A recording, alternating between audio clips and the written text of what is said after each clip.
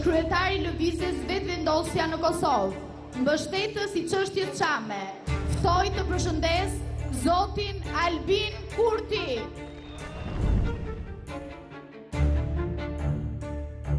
Ishte kjo koha kur Albin Kurti po shpërthente nga një farë entuziazmi patriotik e fjalorin nacionalist. Kombi shqiptar është më i madh se Shqipëria, më i madh se Kosova dhe më i madh se që të dyja këto bashkë.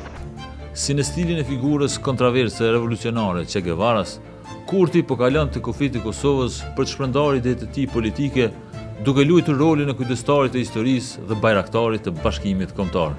Kjo paraqitje e Albin Kurtit ishte në Tiranë në qershor të vitit 2014, kur po shënohej 70 vjetori i gjenocidit grek ndaj Çamve. Në fjalimin e tij, do të nxjerrte qëndrime të rënda për Greqinë. Grekët e serbët janë shtete ekspansioniste. Kjo nuk ka ndryshuar fatkeqësisht as pas 170 viteve. Dhe kjo nuk do të ndryshojë vetvetiu. Kjo do të ndryshojë vetëm atëherë kur shqiptarët do të ngriten, do të krijojnë shtete të fuqishme dhe do të zbrapsin apetitet e shovinistëve serb e grek. Për të, Çameria nuk duhet të harrohet as nga shqiptarët dhe as nga ndërkombëtarët. Në hartën e gjenocideve dhe spastrimeve etnike të Evropës duhet të zërë vend edhe Çameria. Kërkon të drejtësi për dhunën fashiste ndaj Çamve. Në Çamëri është ushtruar dhunë fashiste.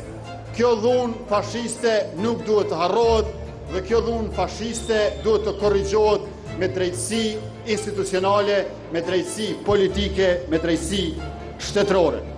Akuzat e tij ndaj Greqisë nuk kufizoheshin vetëm në të kaluarën. Pikërisht ata të cilët bën gjenocid ndaj shqiptarëve në trojet e tyre autoktone janë të njëjtit ata që nuk e pranojnë pakisën shqiptare sot në Greqi. Herë të tjera, Kurti do të bënte kilometra deri në skajin jugor të Shqipërisë në ceremoni përkujtimore për mijëra Çam të vrarë të dëbuar nga Greqia në vitin 1944. Ulliri që mbolli në vitin 2012 në Klogjër të Sarandës, në nisje të ndërtimit të varrezave Çame, do të thahej pas disa muajve. E me kalimin e viteve, ky diskurs nacionalist do ta sillte Kurtin pushtet, por këtu do të fillonte të thahej edhe kujtesa dhe angazhimi i tij për çështjen Çame, njëjtë sikur për Bashkimin Kombëtar. Befasisht, Greqia do të bëhej destinacioni më i shpeshtë i tij politik e turistik. Do të takonte disa herë në Athinë, në vende tjera kryeministrin grek, do të qëndronte në shtetin helen për pushime, do të darkonte atje me ndërmjetësuesin evropian në dialogun me Serbinë, do të merrte pjesë disa herë në simpoziume buzë Bregdetit e do të priste në Prishtinë ministra ish kryeministra grek. Për më tepër, kompanitë greke gjatë qeverisjes së Kurtit kanë marrë punë milionshë në sektorin e energjisë në Kosovë. Madje një nga pikat e aktakuzës për korrupsion ndaj ish zyrtarit të Vetvendosjes së ish drejtorit të Kekut Nagib Krasniqi lidhet me një kurdisje të nderi për një kompani greke. Kurti, prej se u bë kryeministër, nuk foli më publikisht për Çamërinë. Vox Kosova e ka pyetur zyrën e kryeministit, por nuk mori përgjigje nëse gjatë vizitave të Kurtit në Greqi i dha zë çështjes Çamës siç bënte në vitin 2014.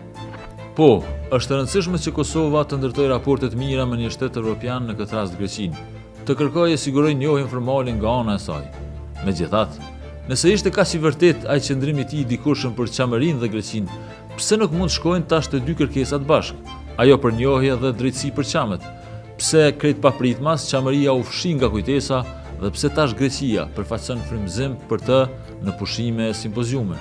Opozitari që dikur para masa u kërkonte të tjerëve të mos harrojnë, atyre me fuqi pushtetit veprojnë për Çamërinë në Bashkimin Kombëtar, Greqisë drejtësi e kompenzim, Evropës njohje të gjenocidit, tash kur është veshur me pushtet ka zgjedhur heshtjen dhe ikjen për të na treguar se gjithçka që fliste bënte dikur ishte veç një kalkulim.